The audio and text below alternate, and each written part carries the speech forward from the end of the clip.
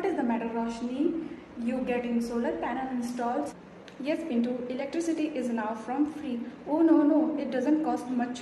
This is the imposed by the government itself. Installs has a government improved. You don't know about government national portal rooftop solar scheme, where the government is giving subsidy up to 40% on solar panel up to 3k watt. What 40%? How? You can go to the website www.solarrooftop.gov.in and fill the all information. Still, the expense must have been incurred. Do not know is there any benefit or not. Well, listen, 1 kg watt panel produce 1400 units and 3 kg watt produce 4200 units. Then 4200 into 8 per unit is equal to 33,600. Then you save for next 25 years.